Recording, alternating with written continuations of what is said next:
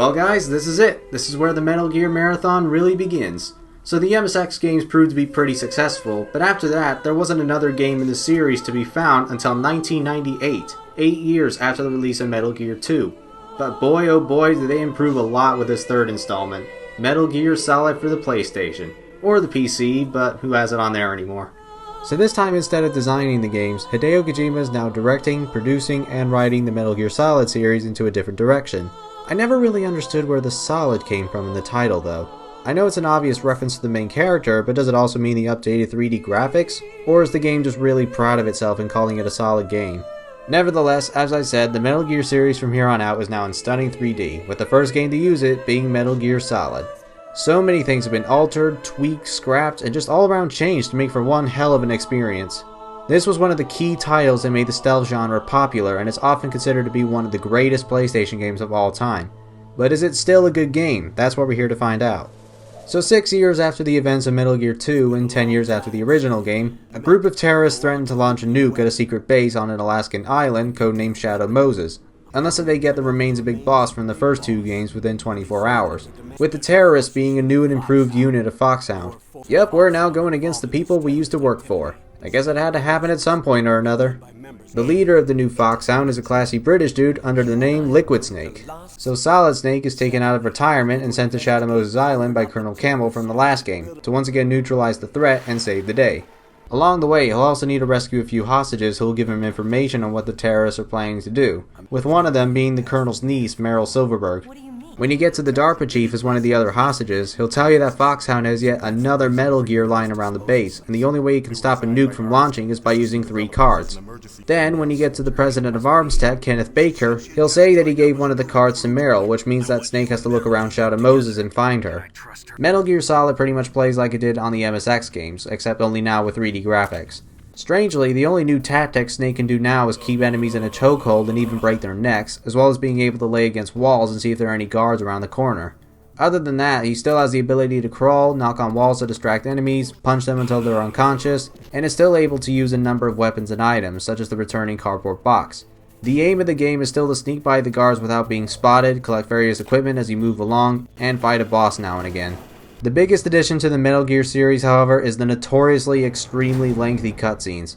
I'm gonna say this now, if you ever plan on playing any of the Metal Gear Solid games and want to get involved with a story, a lot of patience is going to be required, because thanks to these cutscenes, the game suddenly turns into a short movie. Most of the time, the cutscenes can range from around 5 minutes to 20 minutes long, and there are a lot of cutscenes to get through in this game. I suspect that a majority of your playthrough will probably just be you putting the controller down and watching animated polygons tell a story. But you know what? If you're a patient enough gamer, you can see that it actually really works. One of my biggest complaints about the MSX games was that because of the lack of screen time from a lot of the characters, you had very short time to connect with them and only gave us vague and dull interactions between them and the player, which as a result led to some pretty uninteresting characters. The cutscenes in Metal Gear Solid have completely changed that. Almost every character in this game is interesting and unique in their own way.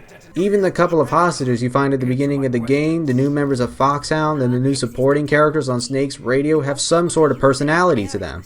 Whether it's Snake talking about his huge former friendship with Gray Fox, or Dr. Naomi Hunter talking about her family, this makes the world that Snake has to travel through feel more alive and gets the player further involved in the game.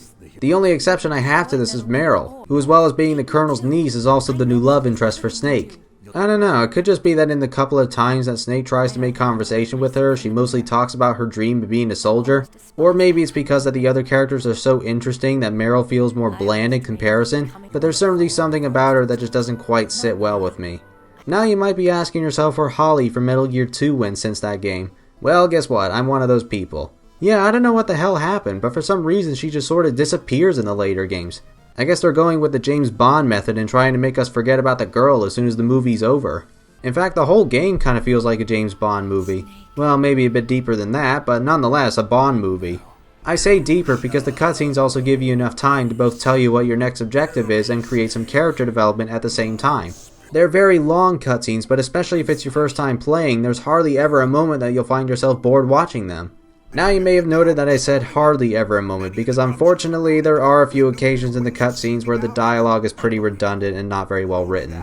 And even some of the more interesting cutscenes could have been edited a bit better.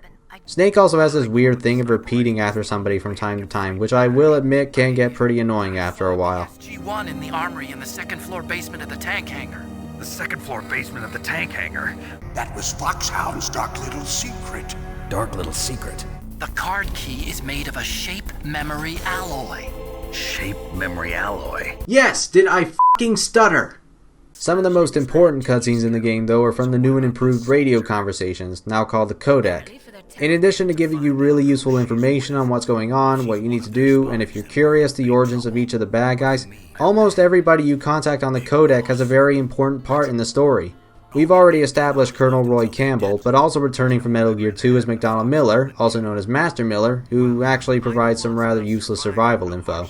I've already mentioned Naomi Hunter, who gives medical advice, Nastasha Romanenko, who gives you tips on weapons and items, and finally there's Mei Ling, a Chinese analyst who saves your progress, provides you with words of wisdom, and is also the inventor of the updated radar, now called the Soliton radar system. It works pretty much like it did in Metal Gear 2, but this time it also shows you the guard's laughably small cone of vision, which if you step into it gives you a pretty high chance of being caught. The guards will also look a little harder to find you in the evasion state this time, until the countdown reaches 0 where they suddenly forget that an intruder just walked by mere seconds ago. But going back to the cutscenes just a little longer, as you can no doubt tell, in addition to movie-like cutscenes, there's also some very good voiceover work, which nowadays may not seem like much. But you remember Resident Evil, right? That was too close. You were almost a Jill sandwich. You're right. As well as Castlevania Symphony of the Night. Open Hell's Gate. Come forth, my servants. Yeah, this one's a lot better. It's a good thing too, because there's a lot of drama in this game, and I imagine that if the acting wasn't this good, then it wouldn't be taken anywhere near as seriously as we take it now. This was back when video games were just starting to use voice acting and they couldn't quite figure out what worked or what didn't yet. Hell, the only other PlayStation games with good acting I can think of off the top of my head is the Crash Bandicoot series. Metal Gear Solid is one of those rare games where it has some of the best voice acting that you'll ever hear on the PS1. Even today, it's very good, and some of the performances are so well done that you almost forget that you're looking at polygons. Especially with David Hayter as the voice of Snake, which has got to be pretty difficult to play a gruff soldier who actually has feelings towards himself and others.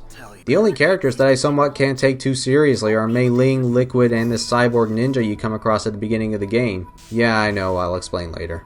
Now as for this game, Mei Ling has this stereotypical Chinese accent where she's struggling to speak English and sounds like she has a speech impediment. This is removed in a couple of the later games, which a number of people were a little disappointed by because for some reason they thought that made her authentic. I just don't really see how that is, because I know that there are some Chinese people out there who can speak English pretty fluently. It could just be different times and I may be over-exaggerating a bit, but I don't know. Now Liquid, he's an entirely different story.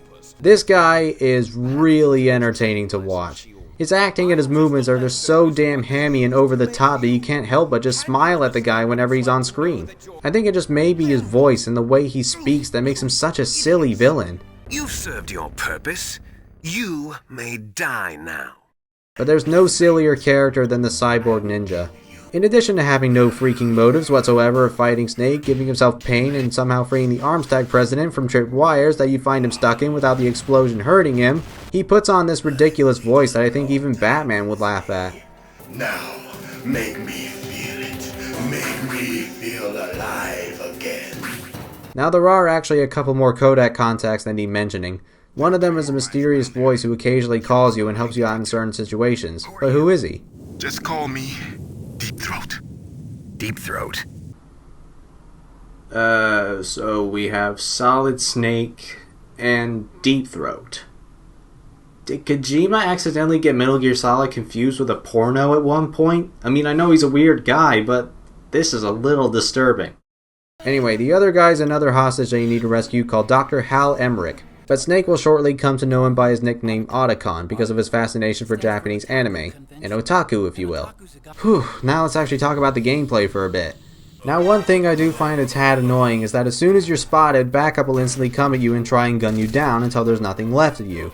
You're not even given a chance to take down the guard before he calls for reinforcements, which may not sound too bad, but when you're trying to go for the lowest alert and death count possible, and you're seen by just that one guard who calls for help and pins you down to the ground, I get a little infuriated.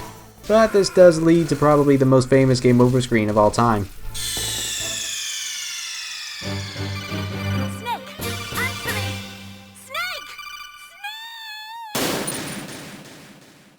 In addition to that, while Snake is able to move around however you want him to, even with an analog stick, aiming your weapons is pretty awkward to do. Most of the time it's not too bad because holding down the square button will point your gun towards the nearest target, but sometimes you may need to aim manually, where you have to turn Snake in a circle until you're on the target you want to shoot at. Strangling the guards is pretty tricky too, because even with the analog control, as for this game, Snake has no way of walking slowly, which means you've got to be extremely careful if you're thinking about doing it, mainly because the hit detection is so strict. And now you might be thinking that you'll just stick to using the guns instead. Well, you can do, especially if you find the silencer for the pistol. However, don't be surprised if you have your eyes on the Soliton radar throughout most of the game, because thanks to the top-down view, the guards will sometimes be off-screen, which makes shooting at them a bit of a challenge. Unless if you enjoy having to stand still at every few steps when changing to the first-person view and checking for patrolling guards. Some of the items in the game also prove to be either next to worthless or just barely used. The cigarettes, for example, are only used a total of 2 times, where the smoke Snake blows out helps him see lasers directly in front of him. But once you get the thermal goggles in the next building, there's no need to use it anymore, and even then the thermal goggles are rarely used as well.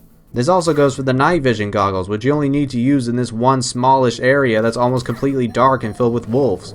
But the one item I don't use at all are the binoculars, because you have to stop dead in your tracks, and since Snake is able to peek around corners and has access to the Soliton radar, it's pretty much obsolete to the gameplay, and it's not like the areas are that big to begin with.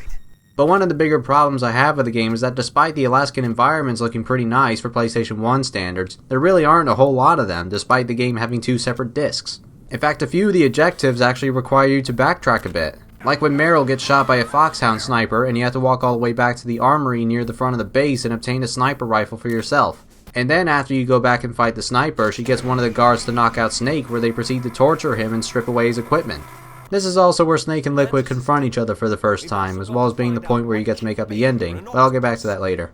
So after the torture, you're thrown into a cell with a patrolling guard named Johnny Sasaki, whom you'll quickly notice has a little thing of having irregular bowel movements, hurdy-hur. So obviously it doesn't take Snake too long to escape. However, after getting your gear back, you'll soon realize that you're once again near the front of the base, which means that you gotta do more backtracking to where that damn sniper was again. I always cringe at these moments every time I replay this game, and it certainly hasn't softened to me with time. And as well as the lack of areas in the game, there are also very few guards in each of the rooms. As a matter of fact, the cameras you find in the first half of the game are replaced by turrets in the second half. In addition to there only being one area where there are spotlights, one guard in the whole game is able to see your footprints, and only a couple of areas with puddles that make noise if you run across them. But aside from that and the backtracking and the couple of slight nitpicks I just mentioned, nothing else about the gameplay drives me up the wall to any degree. My favorite moments in the game are the boss fights. Talk about a complete upgrade from the last 2 games. The boss fights are not only more fun and a hell of a lot more challenging than they were in the last 2 games, but thanks to their appearances in some of the cutscenes before their fights, there's actually some build up to each of them. To run down the list, we have the bulky shaman Vulcan Raven, as well as him controlling a tank, the beautiful but deadly sniper Wolf who shoots Meryl and obviously has a fascination for wolves, and of course there's Liquid, who will also eventually try and shoot Snake down with a helicopter, which is actually one of the more tedious boss fights in the game. The goal to defeating him is simple, you just need to shoot him down with a rocket launcher, but in order to use it you have to stay still, which makes the aiming process a bit awkward. The Cyborg Ninja fight isn't very impressive either. The only thing you could do is keep punching and throwing a chaff grenade or 2 if you want to disable his electronics. But there's also the first boss of the game known as Revolver Ocelot, who will become a reoccurring villain in the later Metal Gear Solid games. He's a little tricky to take down though, because you have to keep chasing him until you gun him down with the pistol. Ocelot moves extremely quickly for an old man, and it also doesn't help that his bullets ricochet either. One of my favorite boss fights in the entire series, however, is the one against Vulcan Raven. Not the one with him in the tank, that was kinda meh, but the true battle against him where he has a minigun and you have to use stealth and attack him at every possible angle. I sort of wish that there were a lot more boss fights like this in the Metal Gear games. It uses the sneaking element rather effectively and makes it pretty tense but enjoyable at the same time. But the boss fight that most people remember is the one against Psycho Mantis, a Foxhound member with psychic powers, and by that I mean he reads your memory card and judges your performance on the game so far, and pointing out that you've played other Konami games on the PlayStation if you have that save file. You like Castlevania, don't you? Oh, and he also controls Meryl like a puppet, which is confusing because I thought he could read minds, not take over them, but whatever, it's Kojima's weird-ass narrative. Anyway, Mantis then insists that the player puts the controller on the floor so you can use the vibration to make it move. I imagine this was pretty cool back then when vibration was new, but yeah, it's kinda goofy now. Though I am pretty impressed with the way they exploited the memory card system. I don't think even games today would dare do any serious fourth wall breaking like this. However, the way of defeating Mantis in the boss fight is a bit jarring. No matter how you attack him, he will always predict your movements and dodge every single blow. But take a guess as to how you can hit him, by swapping to the second controller port. Well, I don't know where to start. In fact, there are quite a few moments that break the fourth wall a bit. For example, in order to contact Meryl and arrange a meeting with her, the Armstack president advises Snake that he needs to look at the back of the CD case for her codec number. I had absolutely no idea what the hell he was talking about when I first played this, but this is a really cool way of using the game's contents. There's also the torture segment that comes after you take on Sniper Wolf and Meryl gets taken away, where you have to press the circle button in rapid succession. And there's no continue option if you die, so if you didn't save before this part, then you're screwed, my friend. Or you could just submit to the torture if you want, but I'll get more into that later. Then there's this part afterwards, when you're thrown into the cell and Naomi uses the vibration functions to massage your shoulder if you successfully resist the torture and place the controller up against it. I really approve of these segments because if you think about the story as a whole, it's very Western, and I believe that if these weird fourth wall breaking moments and supernatural and Japanese elements weren't thrown into the mix, then it would be far more generic. There's also a lot of Easter eggs to look for in the Metal Gear Solid games. For example, when you get to the boss fight against the ninja, you can see the PlayStation lying on a desk as well as a poster of Kojima's previous game Police Knots. If you keep staring at Meryl in the first person view, then she'll blush more and more the longer you do so. What are you staring at? You're able to shoot Vulcan Raven's ravens before the boss fight against him, which makes him pretty pissed. How dare you kill my friends? If you keep calling Mei Ling and refusing to save, she'll gradually get more annoyed. You can find Liquid's parachute a little bit after the helicopter fight. There are a lot of them. Lastly, the graphics and the music. The music is fantastic and has the highly memorable alert theme that plays when you're caught, and I largely enjoy the credits theme known as The Best Is Yet to Come. However, the graphics are not so fantastic. The set pieces are really nice, but the character models are a little freaky, which I can't be too harsh about because not a lot of games of that time tried making animate humans, but it's a little disturbing seeing that they don't have a whole lot to their faces. Now what's interesting is that the physique for Snake was inspired by Jean-Claude Van Damme, and that his facial features was based on Christopher Walken. Oh god, can you imagine Christopher Walken voicing Snake? Now Otacon, you gotta help me out here. I gotta go to Metal Gear and make him go boom and stop this Blofeld knockoff from launching a nuke thingy. Why are you telling me about your Japanese animes? I don't give a rat's ass about those, I just gotta save the world. So once you get to the DARPA chief and the Armstack president, you don't exactly save them because both of them die of a sudden heart attack. Otacon, however, does not. Before you rescue him though, the ninja asks where his friend Snake is and will refer back to old times while you're fighting him. Which after defeating him, Snake figures out that the ninja is actually Grey Fox from the last two games, now with an exoskeleton and under the name Deep Throat. Though at this point I'm used to calling him Grey Fox. In the same scene, Otacon will tell you that the new Metal Gear model is known as Rex, and that he had no idea that he was designing it for terrorists. You'd figure he'd take the hint if he was designing a nuclear war machine, but whatever, Otacon now wants to help Snake stop Foxhound from launching a nuke. One by one, Snake takes down Psycho Mantis, Sniper Wolf, and Vulcan Raven in satisfying battles. And unlike the last two games, almost all of them have actual backstories, but only after you defeat them. Well, odd timing aside, it's definitely a huge improvement over Metal Gear 1 and 2. Mantis simply wanted to use his powers for good, Sniper Wolf wants to be put out of her misery, and Raven, well, he doesn't actually have a backstory, but he does tell Snake that the DARPA chief from the beginning of the game was not in fact the DARPA chief at all. It was instead the incredibly forgettable Master of Disguise Decoy Octopus, who was only mentioned at the game's opening, with the real DARPA chief accidentally killed by Ocelot's torture machine and his decomposed body thrown into the same cell as Snake. In fact, Octopus is so forgettable that Kojima's pretty much forgotten to involve him in some way and decided to write this little segment at what seems like the very last minute. Raven then has a rather gruesome death afterwards as he gets devoured by his own birds. But Sniper Wolf's death was the one that brought down a lot of tears to new players, especially since Otacon throughout the game has taken a liking to her because he told Snake that she's a good person and lets him feed her wolves. And I'm probably going to sound like a cold-hearted bastard here, but I don't buy this whole relationship thing with Otacon and Wolf in the slightest. I'm willing to make a huge bet that Wolf thinks that there's no way in hell that she and him would hook up. Ever. I mean, look at these two. Do you honestly think that they would make a cute couple? They're completely different people. If I was asked as to who I thought the perfect couple was, my mind wouldn't immediately think Otacon and Sniper Wolf. Anyway, after defeating the last of the Foxhound members before Ocelot and Liquid, Master Miller calls Snake to inform him that he's looked into Naomi's backstory that she gave him in the cell, And then it turns out that she's an undercover spy for the Pentagon looking over what's going on in Shadow Moses and most likely going to leak top secret information. So she gets put under arrest while Snake finally reaches Metal Gear Rex's hangar, with the robot still inactive. This is where the story gets a bit complicated. Climbing up to the top, Snake eavesdrops on a conversation between Ocelot and Liquid as they talk about a fox dye vaccine to add to their demands and are planning to use Rex to launch a nuke in a nuclear testing site in China, so that bids can be made from the terrorists to purchase Metal Gear's data.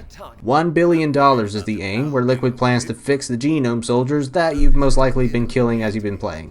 They also find out that fox dye affected older people first, with Decoy Octopus and the Arms Tech president. And that it didn't work with Psycho Mantis because of the mask he wore, and with Wolf because of the tranquilizers you see her take throughout the game. Snake, still concerned as to where the other 2 deactivation cards are, Otacon then explains to him that he already has all 3 of the keys. You remember the brooch that Gustavo gave you in Metal Gear 2 where it was temperature sensitive and changed shape if it was hot or cold?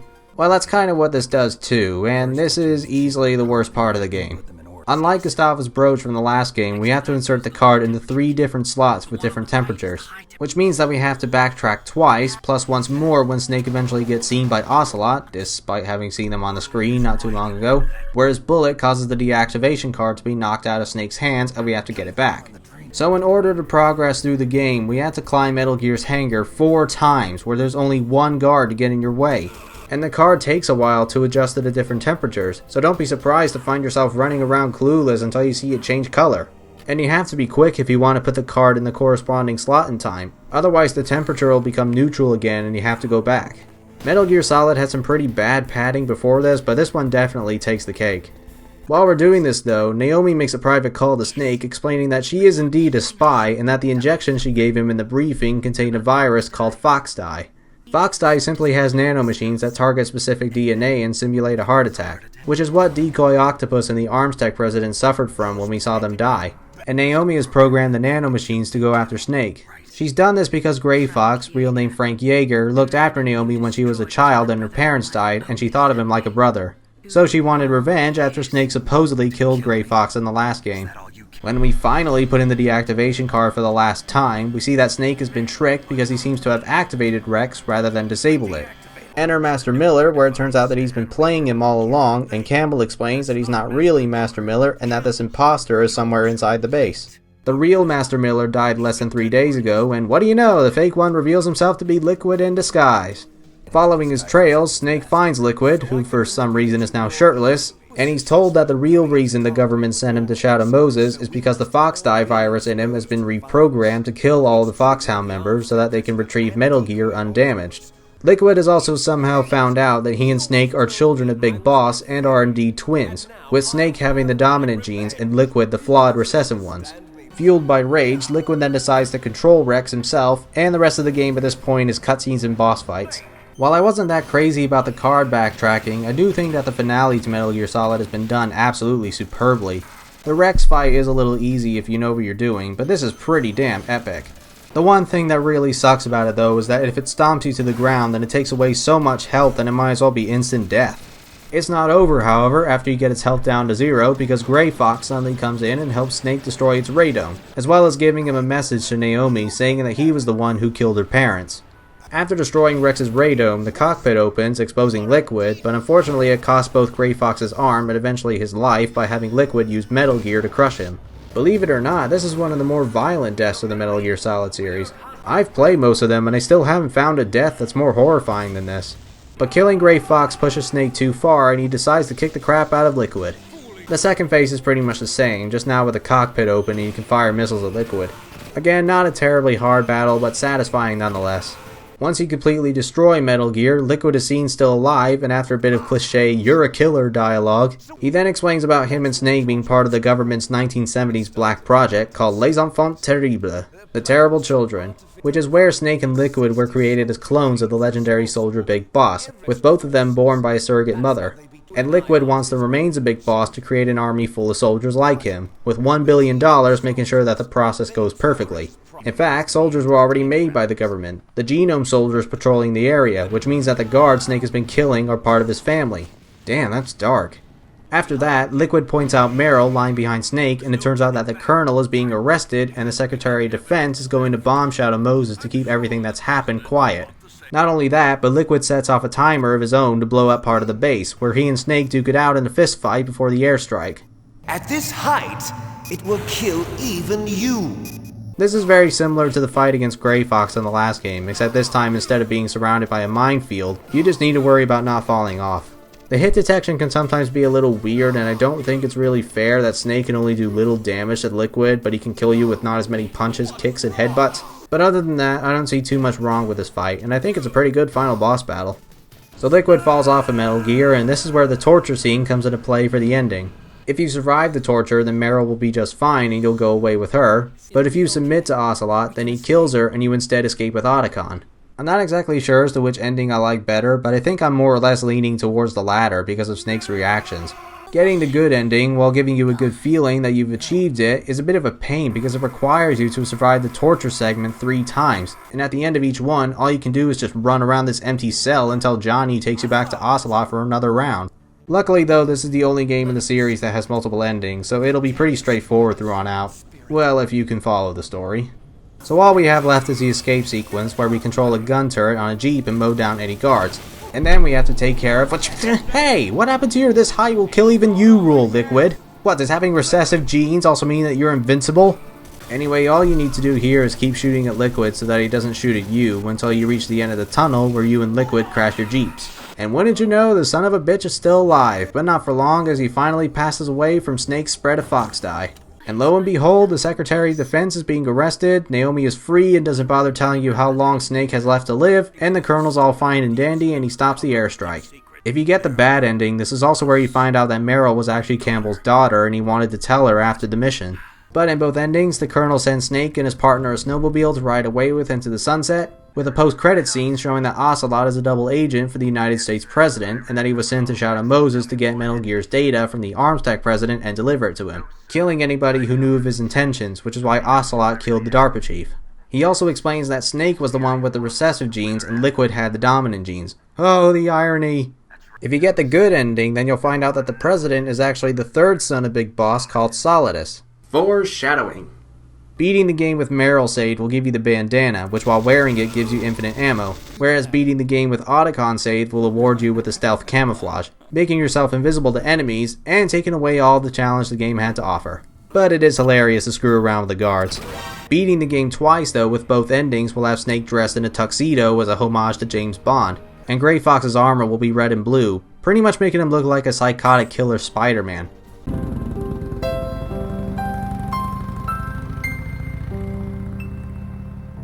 And that's Metal Gear Solid. Christy Christ, I've never gotten into so much depth. This is a wonderful gem. Yeah, the story is ridiculous and a bit overcomplicated, especially with the evil twin brother and clone plot devices, but despite the length of the cutscenes and flavor text in them, it's a rather basic narrative. The game knows that the plot is stupid and has a lot of fun with it, by breaking the fourth wall and planting Easter eggs everywhere.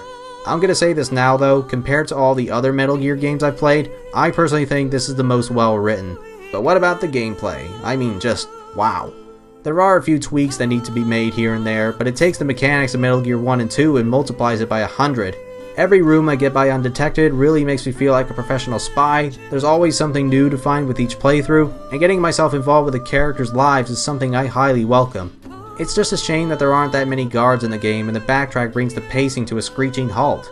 This game was so close to being perfect, but it's those little things that hinder the overall experience. You can also beat the game in around 2 or 3 hours if you skip all the cutscenes, and if you look back at it, you can see it's pretty much Metal Gear 2 in 3D. You need to look in the game's contents for a codec number, you need to follow someone to a girl's bathroom, you have to fight 4 guys in an elevator, you have to backtrack to rooms with different temperatures, and you have a fist fight to the death at the end. Despite that though, Metal Gear Solid is one of those games that you absolutely need to get for your PlayStation, and it certainly deserves to be known as one of its finest. I'll give it a 9 out of 10, standing for seriously, why Deep Throat? Now then, VR missions, also known as special missions in Europe. This isn't going to be very long at all, as there's not a whole lot to talk about. The gameplay is pretty much the same as it was in Metal Gear Solid, except there are 300 levels to practice and test your sneaking skills and the various weapons. Each level has a different challenge you need to do, ranging from destroying a number of targets, to going up against the clock, to taking down a giant genome soldier that goes after Meryl. Aside from a few of the game modes, this was actually something you could do in the original Metal Gear Solid, but it mainly acted as a tutorial section to get you up to speed. As for VR missions though, I honestly don't like this game at all. The missions are very basic and extremely boring to do. And the slightly more interesting ones are locked, which means that you've got to spend some time playing through the missions that you most likely won't enjoy until you reach a certain completion percentage where more tedium awaits. In fact, I wouldn't even say that there are 300 missions in the game. I'd say that there are at best 100 missions because the other 200 are just the same level layouts over and over again with different weapons. That's really lazy. The only missions I can somewhat tolerate are the puzzle levels and fights against the giant genome soldiers. But the missions that can seriously go f*** themselves are the mystery missions. What you have to do is point out which of the guards is a culprit to committing a crime, with different ways of telling each time as they get stupidly harder between each mission. Particularly with the last one where, and I'm not joking here, you need to wait until the time runs out where it all turns out to be fake. Well, thank you for wasting my time, you jackasses! But the real kick to the nuts are the missions where you get to play as the ninja. This was the main attraction to the game, and it got a lot of people excited to see that they could play as Gray Fox.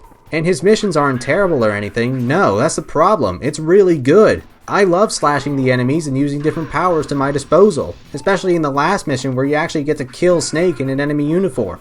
But guess what percentage of the game you need to have completed? 85%. 85% of the game needs to be done in order to access the ninja, which means that you've got to spend God knows how many hours trudging through tedious missions just to get to a game mode that you may or may not even have fun with. And out of 300 missions in the game, guess how many involve the ninja? 3. Are you f***ing kidding me? All that time dedicated and you only get to do 3 missions with a ninja? That's bullshit! Why did they make him so underplayed? Why did they trick gamers with this badass new style of gameplay? You know, because he's on the goddamn cover of the game, and the title screen. You would think that there'd be a lot more to him than that, but no. Make way for shooting generic targets for the bajillion time and wasting even more time getting 100% just so you can have a photo shoot with Naomi and Mei Ling. Just why? What's the point? I have no idea why Kojima thought this would be a good idea, but they took this well-known classic and crapped all over it with this game. Actually, should VR missions even be considered a game? This just seems like some bad fan hack that costs money to play. This is one of the most insulting games I've ever played to both casual gamers and Metal Gear fans, and it's certainly the worst Metal Gear game I've played so far. It's a quick cash-in, plain and simple, which is why I'm giving it a 5 out of 10, standing for a photo shoot? Really? Sweet Jesus, this was a long video. That was lengthier than one of the cutscenes in this game. Well, believe it or not, ladies and gentlemen, we're only halfway through the Metal Gear Marathon, but I should hopefully have a much easier time talking about the sequels. So when we next meet, we're going to be looking at Metal Gear Solid 2, Sons of Liberty, and Metal Gear Solid, The Twin Snakes for the GameCube.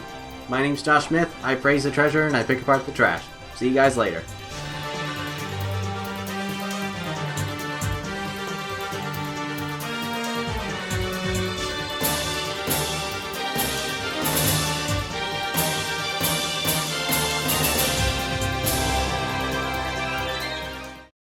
By the way, do you guys think that Gray Fox might be enjoying his missions a little too much?